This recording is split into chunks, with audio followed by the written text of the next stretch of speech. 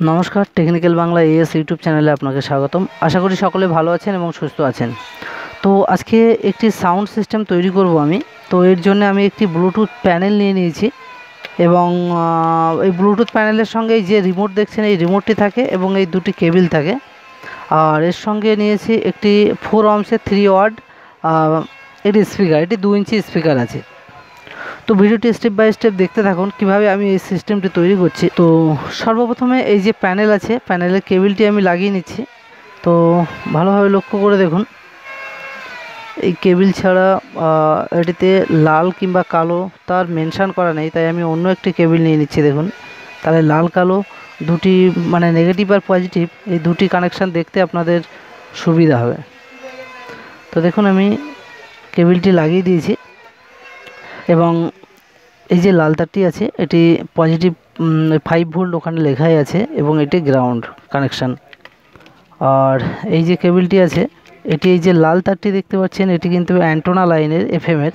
আর এই তিনটি যে ওয়্যার আছে এখানে, এই তিনটি ওয়্যার, একটি আছে গ্রাউন্ড এবং দুটি লেফট রাইট অডিও আউটপুটের।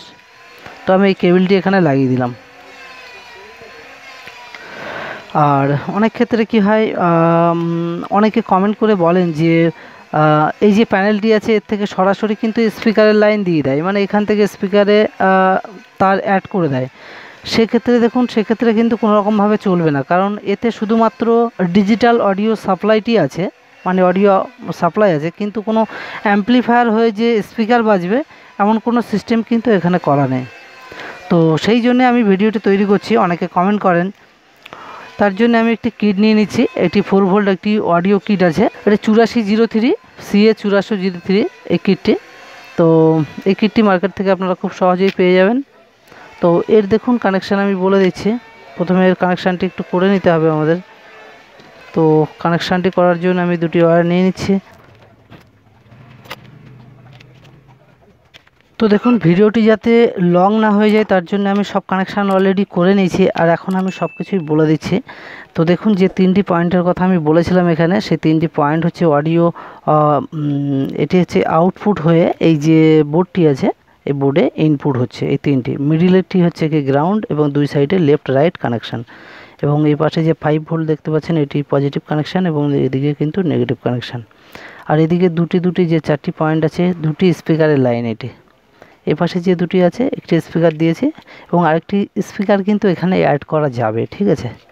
তো আমি এই যে দুটি তার আছে ব্যাটারি লাইনের তার, এবং এই যে প্যানেলের যে ব্যাটারি লাইনের তারটি আছে দেখতেই পাচ্ছেন, এই দুটি তারকে কিন্তু আমি দুটি মানে অ্যাড করে নিয়েছি, যেহেতু ব্যাটারি ইন করব এখানে।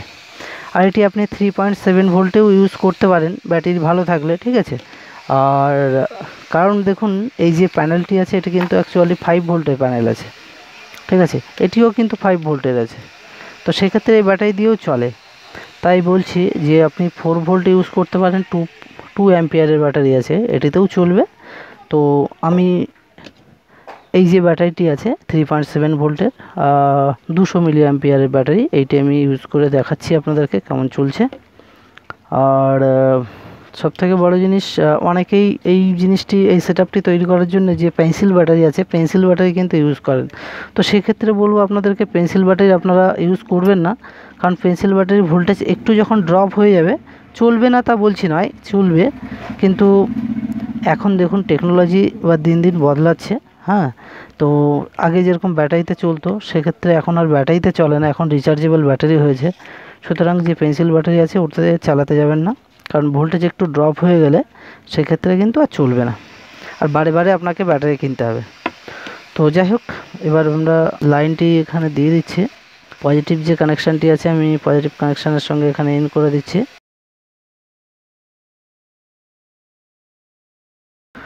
তো এখানে দেখুন আমি ব্যাটারি লাইন অলরেডি দিয়ে দিয়েছি, আর প্যানেলেও কিন্তু লাইন চলে এসেছে। এখানে দেখুন প্যানেলে কিন্তু অলরেডি লাইন চলে এসেছে এখানে। তো দেখুন এখানে কিন্তু স্পিকারের লাইন অলরেডি দেওয়া আছে, কিন্তু এখান থেকে কোনো রকমভাবে কিন্তু সাউন্ড আসছে না। তো আমরা এই যে স্পিকারের যে লাইনটি আছে, স্পিকারের লাইনটি আমি একটু ঘুরিয়ে দেবো এখানে, ঠিক আছে। তো এই যে স্পিকারের লাইনটি আমি এদিকে চেঞ্জ করে দিচ্ছি একটু।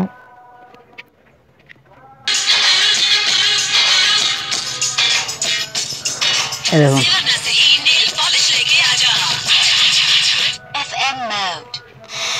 দেখতেই পাচ্ছেন।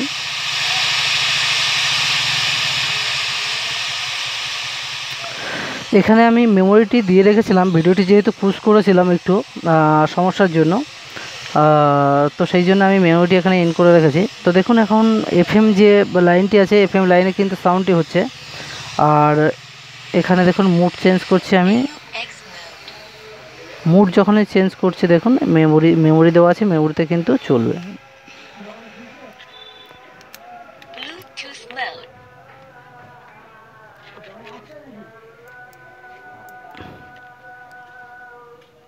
Play by TF card. Sari न सही जीन पैंट लेके आजा, বুঝতে পারছেন? मेरी न सही चॉकलेट लेके आजा, नारियल न सही तू सुपारी लेके आजा।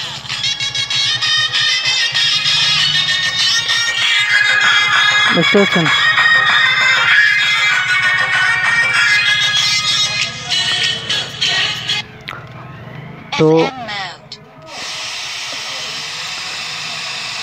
তো সেটআপটির আমি ব্যাটারি ডিসকানেক্ট করে দিলাম। তো সাউন্ডটি যেহেতু খোলা স্পিকার আছে ওই জন্য সাউন্ডটি কিন্তু এরকম হচ্ছে।